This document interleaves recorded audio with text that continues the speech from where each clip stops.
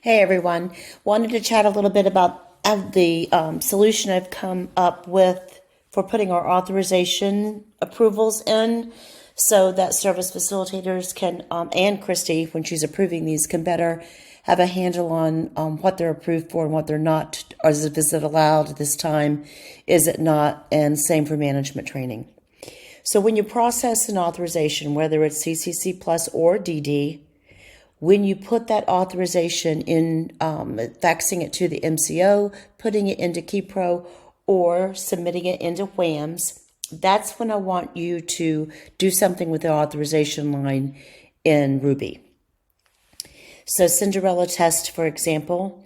Well, let's keep talking about the plan of cares, especially on the DD side, because we're used to doing the 97ABs or personal preferences and all kinds of stuff. And now we've changed it to direct entry, which is really a lifesaver for Ashley and her team.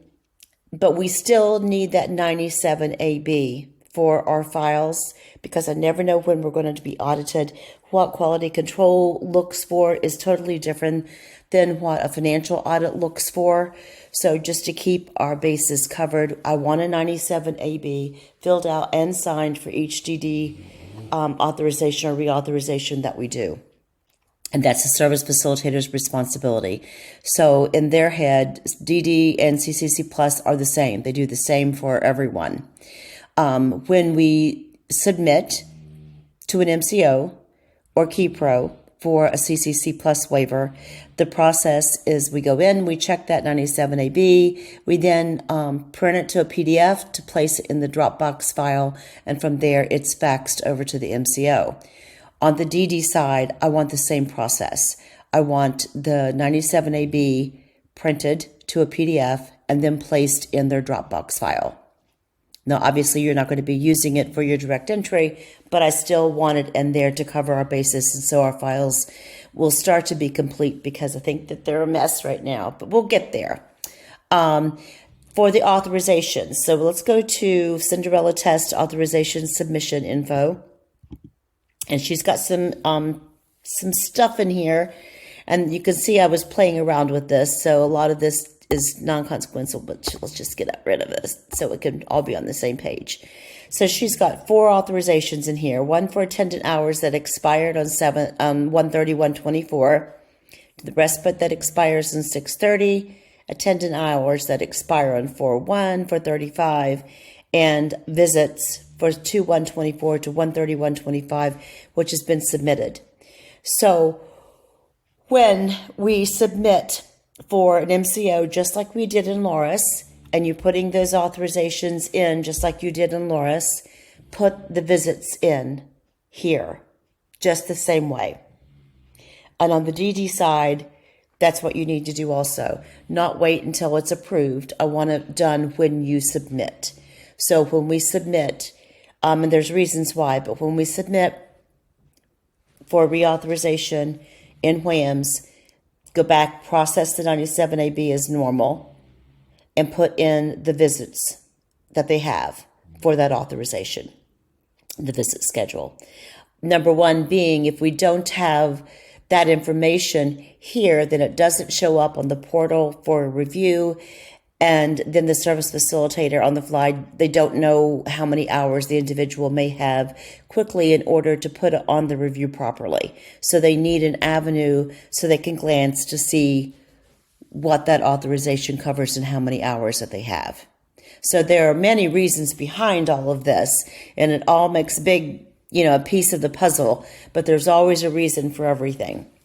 So let's say I am whoever, and I've got the authorization, and this is approved for our visits, probably not approved for the year for Aetna. I don't know. Tammy only knows those things. But I'm going to hit active. We've got the approval. The approval for those visits are in our Dropbox file. We can go now and mark this active. This is expired, so we don't need this one anymore, the 1/30/124. And you want to keep this as accurate to current as we possibly can, because there's only so much space on a screen. You don't need a service facilitator having to look, or yourself having to look through 20 different authorizations in order to come up with what's most current, right? So we don't need this one anymore. The 97AB was completed, it was signed, it was printed to a PDF and placed in their Dropbox file. So we have a hard copy of that. So we don't need this copy anymore. So I can just delete that. And it's gone. So now we'll just show the current authorizations. Now on the service facilitator side, let's do this real quick. Let's go back over here to visit and show you how I put a visit in. So I'm just going to hit touch me to create a new plan of care, just like the service facilitator would. The auth type would be visit approvals. You can skip all of this. When does it begin? Let's say it begins today. Let's say it ends, we're just putting random dates. And then we can come down here where it says for office use only, and you can put in what you've asked the MCO or DMAS or KeyPro for. So let's say we ask for 2, 1, and 1 on this authorization. And then, of course, you can complete submitted to, the date submitted, who submitted it, the status, we can hit submitted, come down, just hit save. So that's how we're going to enter in our visit authorizations. If you go back to main dashboard now, under authorization submission for Cinderella test, you'll see that here's the new one that we just entered. So let's go back to member details and go to admin dashboard and go to a 99. So here's Cinderella test. And this is a little different than it was last week or the last 2 weeks for service facilitators. So hopefully they'll get the hang of it. And the first thing it says is scroll down to the red button to begin a new review. So they'll know to scroll down to begin, touch here to create a new review. Then they can move forward and create their review. But here it just gives them a quick visual of how many, okay, they've got 35 hours and they've got 480 hours and this is active and they've got 4 management trainings left until 131. So they can come down here to this portal to see if this is a mark here, they know that they've used a management training on that visit. So they can quickly calculate whether they have a management training left or not. And that'll solve one of our largest problems, because unless they checked before, then went in to do the review, they had no idea.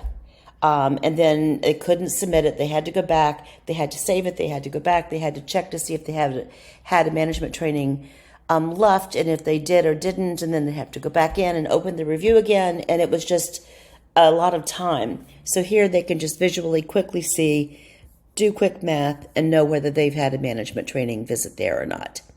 So that's it. Let me know anything I need to change with that process or how you think we can make it better. But there you go. Thanks.